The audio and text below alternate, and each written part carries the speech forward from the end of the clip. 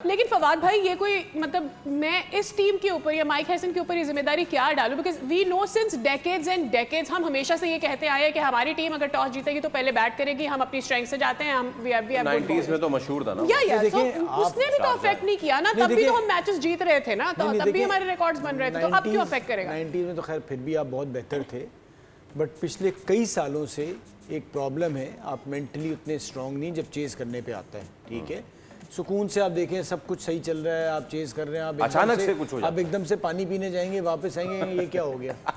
ठीक है, एक ये मैच भी था कि शायद वो 1 रन आखिरी ओवर में बनाना था, वो मैक्सवेल ने किया था, वो भी नहीं हुआ था जी। तो ऐसी बहुत सारी हरकतें, उसकी वजह ये कि आप जब चेज करने जाते हैं ना, सबसे ज़्यादा एज अ बैटर आपके लिए मुश्किल जो है वो चेज करना है। आप देखें जो विराट कोहली की तारीफ बनती है वो इसीलिए है कि उससे अच्छा चेज कोई नहीं करता, वो उसकी कैलकुलेशन जो है चल रही होती है। जावेद मियांदाद होते थे हमारे यहाँ, वो जहनी तौर पे उन्हें पता होता था कब निकालना है, कितने ओवर बाद मैंने किस पे रिस्क लेना है, किसको मारना है, तो इतना जहन हमारे पास वैसे भी नहीं है। ठीक है, तो ये एक रियलिटी है। आप हमारे यहाँ डोमेस्टिक क्रिकेट में देख लें, इधर देख लें, ये हमारा बहुत बड़ा इशू है। और ये मैं अंडर 19 के लेवल से देख रहा हूँ, मैं छोटी क्रिकेट से देखता हूँ कि वो होते ही नहीं है आप तैयार, वो आप उतने मैचेस ही नहीं खेल रहे। ओके, वन थिंग हमने काफ़ी बात की इस पे कि साइम अयूब जो हैं उनको बहुत चांसेस मिले हैं, आज भी वो टीम में थे, और अब उस पर आप बहुत सारे लोग ये आर्ग्यू करते हैं, एक नई डिस्कशन बनी हुई है कि वो इंजरी के बाद वो वाले साइम अयूब अभी तक नज़र नहीं आए। हालांकि जब वो आए तो उन्होंने ऑस्ट्रेलिया, न्यूजीलैंड और साउथ अफ्रीका के खिलाफ बड़ी अच्छी इनिंग्स खेली, बट नाउ अब क्या हुआ है, अब इस पर शाहिद आफरीदी से लोग कंपेयर कर, स्ट्रेट मैं तनवीर भाई से फ़ौरन से लेता हूँ कमेंट। बहुत सारे लोगों का ये कहना है कि बहुत चांसेस मिले हैं साइम अयूब को, पहले होते अगर तो उनको नहीं मिलते चांसेस इतने।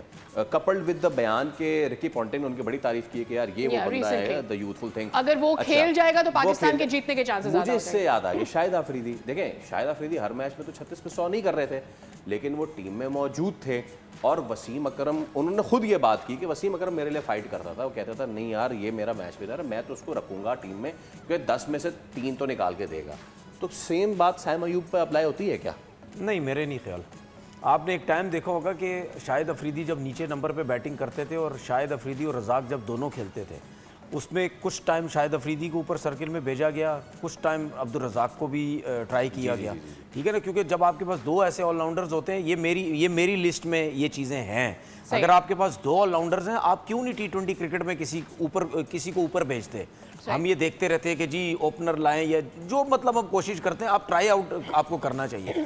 लेकिन शाहिद अफरीदी जब नीचे के नंबर्स पे खेलते थे, कभी 6ठे पे जा रहे हैं, कभी 7वें पे जा रहे हैं, ठीक है, वो तो हमारे सामने कितने मैचेस हैं, अगर वो 2 से 3 ओवर भी खेलते थे, 1 साइड करके चले जाते थे मैच। ठीक है, कितने मैचेस ऐसे थे वो आउट भी हो जाते थे। लेकिन हमें, अगर हम ये बोलें कि जी शाहिद अफरीदी का नंबर के हिसाब से साइम का मुकाबला हो रहा है, वो गलत हो रहा है। साइम को तो पूरे 20 ओवर मिलते हैं, साइम को तो 6 ओवर मिलते हैं।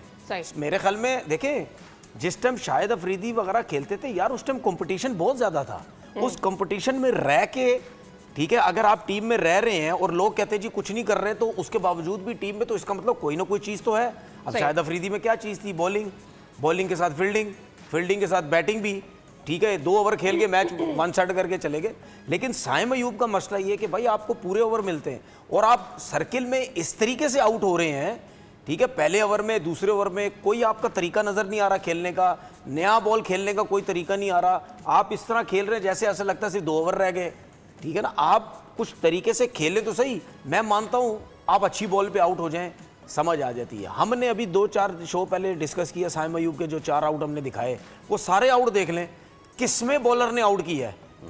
उन चारों डिसमिसल थे, उसमें बता दें किसमें बॉलर ने आउट किया है। नहीं कि नया बॉलर चले, आप रोकते गए, सामने से क्वाड बैंड हो गए, सिर्फ बुमराह के अलावा, सिवाय बुमराह का यॉर्क पड़ा था। ठीक है, अच्छा बुमराह के अलावा, लेकिन जो बुमराह को छक्का भी हुआ तो आपने देखा था, ऑन पे मारने जा रहे, गेंद बाहर निकली। इसमें फवाद भाई एक और एलिमेंट भी है कि Shahid Afridi was bowling when he was not batting first. एक चीज भूल गया था मैं, शाहिद अफरीदी जैसा एटीट्यूड भी तो लेके आओ।